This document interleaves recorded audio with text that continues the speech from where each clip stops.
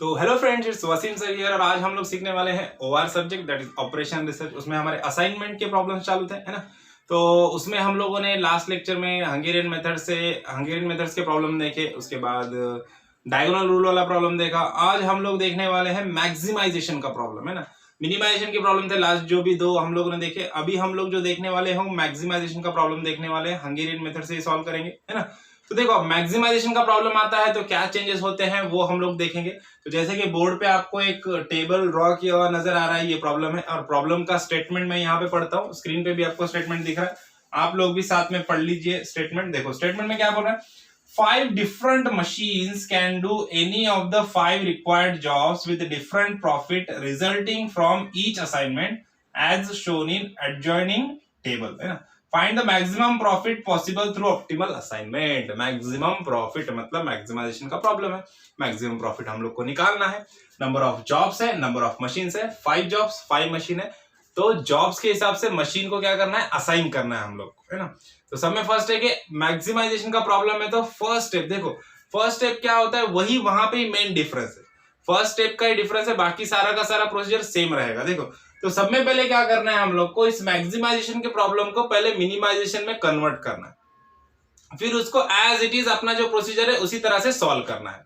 तो समय पहले इस मैक्सिमाइजेशन के प्रॉब्लम को मिनिमाइजेशन में कन्वर्ट करने के लिए एक ही स्टेप करना है हम लोग। क्या करना है, देखना है यहाँ पे जितने सारे एंट्रीज है इसमें से सब में मैक्सिमम एंट्री कौन सा है, देखना है मैक्सिमम वैल्यू कौन सा है। देखो तो यहाँ पे हम लोग को जैसे नजर आ रहा है 62 इज द मैक्सिमम वैल्यू, सबका मैक्सिमम वैल्यू है 62।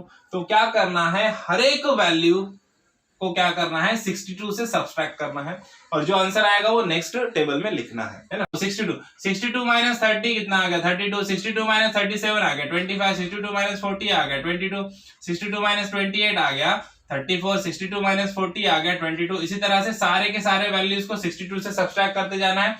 तो ये सारे वैल्यूज यहाँ पे हम लोग को मिल जाएंगे, जो नए वैल्यूज रहेंगे वो ये सारे हम लोग को मिल जाएंगे ना। तो अब ये मैक्सिमाइजेशन का प्रॉब्लम मिनिमाइजेशन में अब ये कन्वर्ट हो चुका है ना। अब इसको सेम प्रोसीजर अपना सॉल्व करना है, जैसा हम लोग प्रीवियस प्रॉब्लम्स करते थे सेम वैसे ही प्रोसीजर से ये आगे प्रॉब्लम अब हम लोग को सॉल्व करना है। ओके, और आंसर हम लोग को मिल जाएगा। अब देखो अब क्या करना है, अब क्या स्टेप रहता है हमारा, फर्स्ट स्टेप है ना।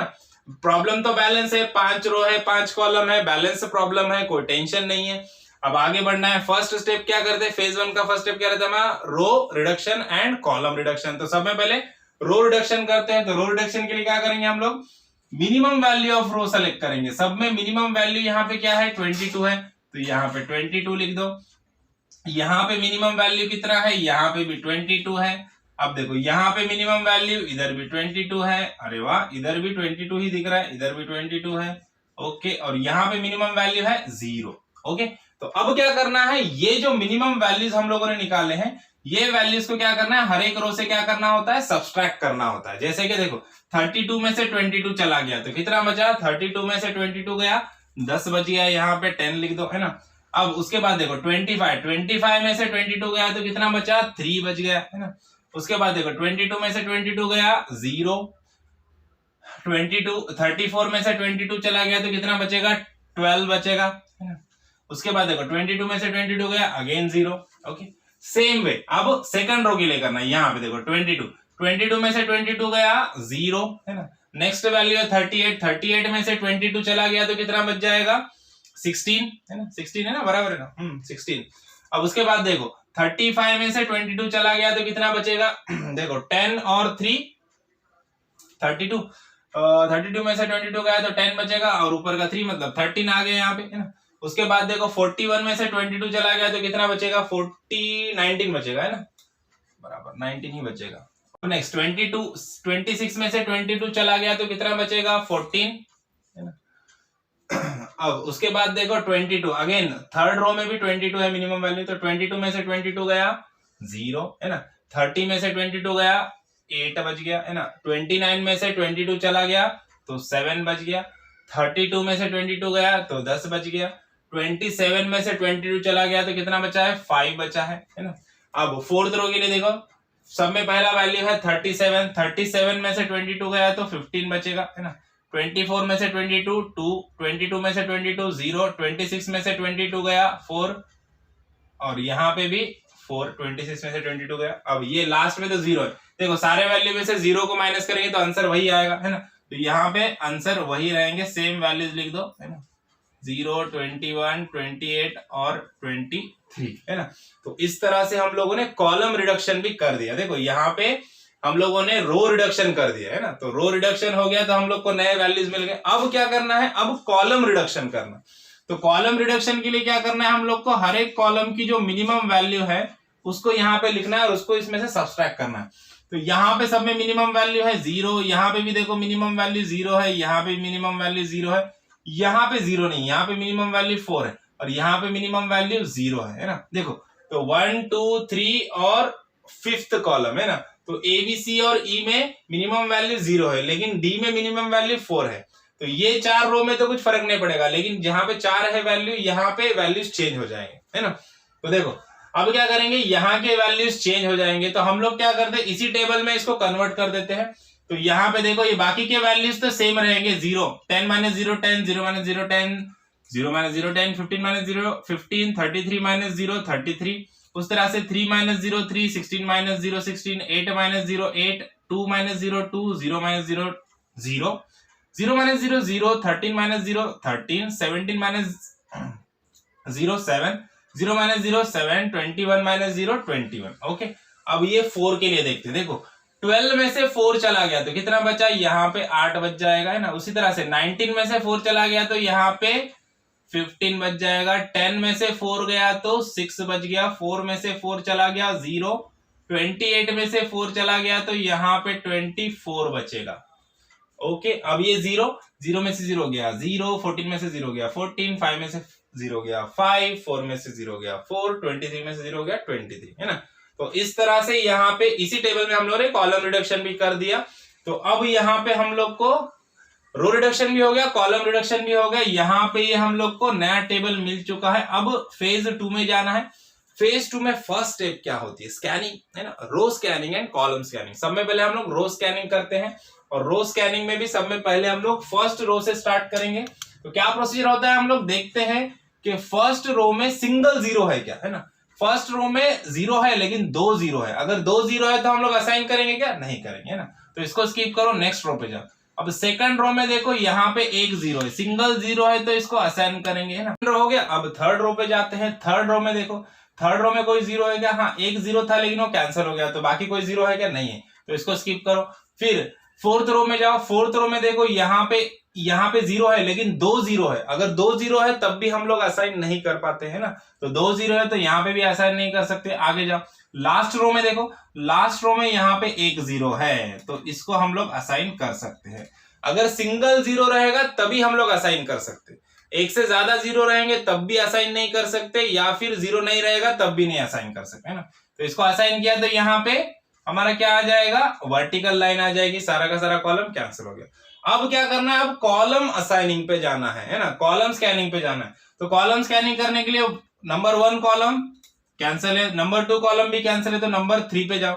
कॉलम नंबर 3 पे देखो मोर देन 1 0 है, 2 zeros है ना, तो 2 0 है तो यहाँ पे असाइन नहीं कर सकते।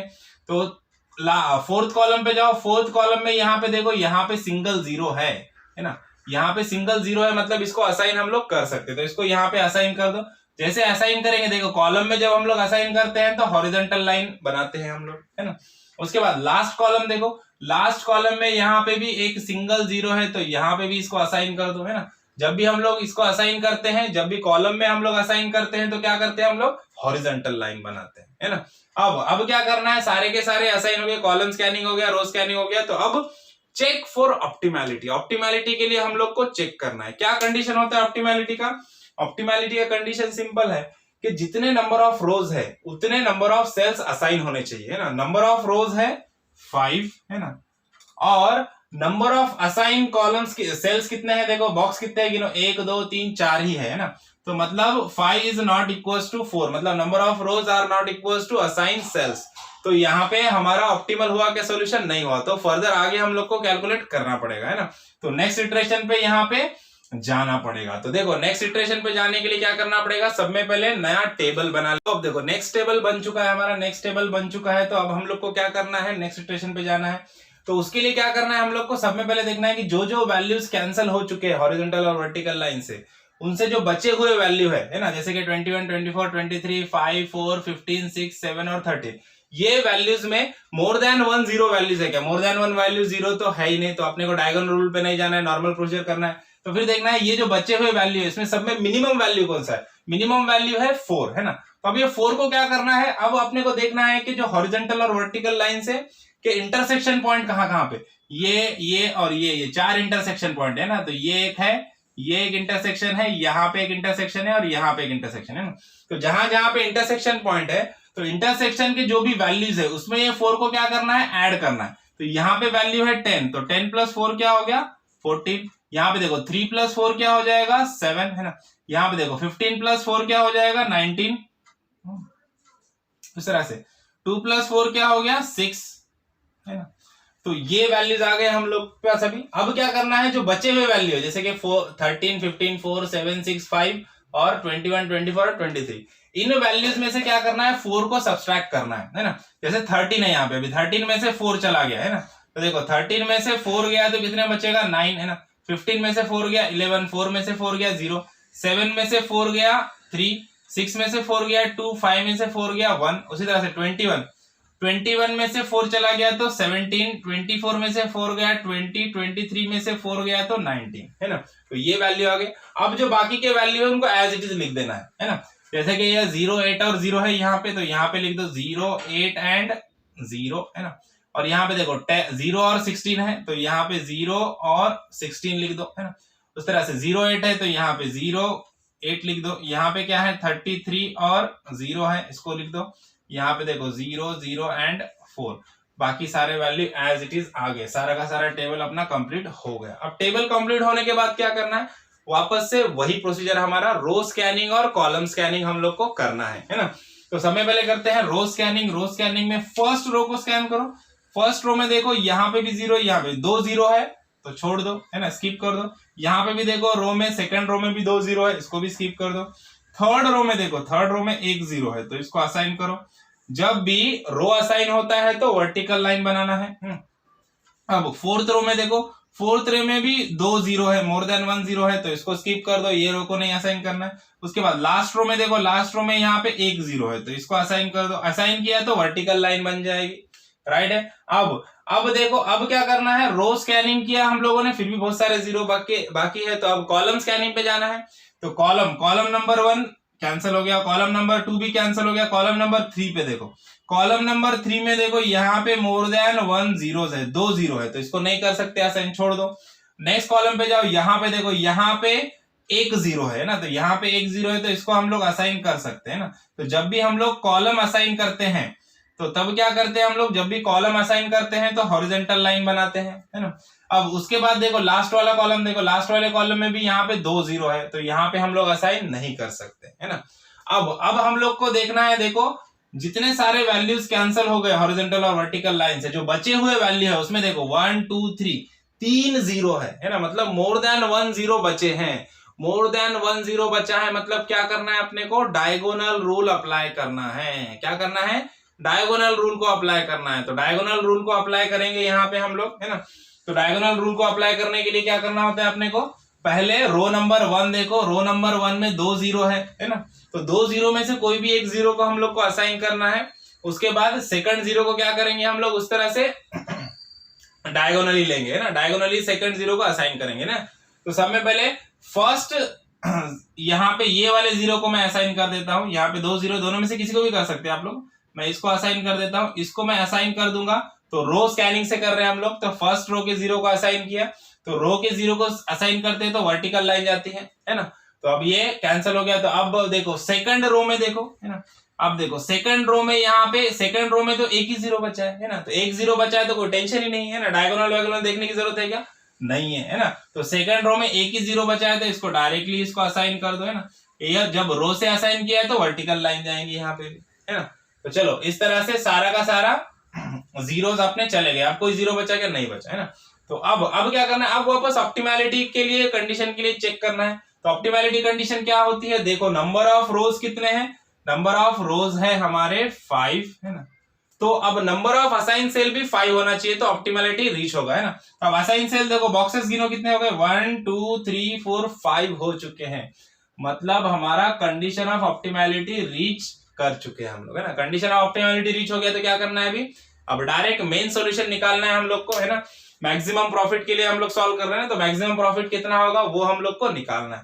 तो उसके लिए मैं यहाँ पे इसको रफ कर देता हूं, यहाँ पे हम लोग मैक्सिमम प्रॉफिट निकालेंगे, है ना। तो देखो नंबर ऑफ जॉब्स और नंबर ऑफ मशीन्स है, नंबर ऑफ जॉब्स को नंबर ऑफ मशीन्स को हम लोग को असाइन करना है।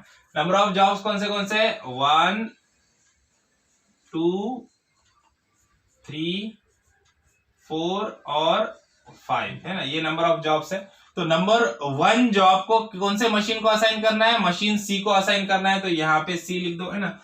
नंबर 2 जॉब को कौन से मशीन को असाइन करना है, ई को असाइन करना है, तो यहाँ पे ई लिख दो, है ना। उसी तरह से देखो नंबर 3, है ना, जॉब नंबर 3 को कौन से मशीन को असाइन करना है, ए मशीन को, है ना, यहाँ पे, है ना, ए मशीन, यहाँ पे ए लिख दो, है ना। और नंबर 4, जॉब नंबर 4 को कौन से मशीन पे असाइन करना है, डी मशीन पे असाइन करना है, तो यहाँ पे डी लिख दो, है ना। उसी तरह से जॉब नंबर 5 को देखो कहां पे असाइन हो रहा है, वो बी पे, है ना। तो जॉब नंबर 5 असाइन हो जाएगा बी पे, है ना। अब इसके रिस्पेक्टिव वैल्यूज हम लोग को लिख देना है और वहां से हम लोग को टोटल प्रॉफिट मिल जाएगा ना। तो वो वैल्यूज कौन से लिखेंगे हम लोग, मेन टेबल के फर्स्ट टेबल, ये वाला जो प्रॉब्लम में दिया है वो वैल्यूज लिखना है ना। तो अब देखो 1C, है ना, तो 1C का वैल्यू कितना है, 40 है ना। उसी तरह से देखो 2E का वैल्यू कितना है, 36, है ना। उस तरह से 3A का वैल्यू कितना है, 40, है ना। उसके बाद देखो 4D, है ना, तो 4D का वैल्यू कितना है, 36, और 5B का वैल्यू कितना है, 62, है ना। तो इसका टोटल कर लेंगे हम, आंसर मिल जाएगा हम लोग को 214, है ना। तो देखो maximum profit we gain is 214, है ना। तो यहाँ पे प्रॉब्लम हमारा खत्म हो गया। देखो प्रॉब्लम समझ में आया, वीडियो अच्छा लगा तो वीडियो को लाइक कीजिए, ज्यादा से ज्यादा अपने दोस्तों के साथ शेयर कीजिए और चैनल को सब्सक्राइब करना ना भूलिए। ओके, तो मिलते हैं नेक्स्ट प्रॉब्लम में नेक्स्ट वीडियो के साथ, तब तक के लिए थैंक यू, बाय बाय।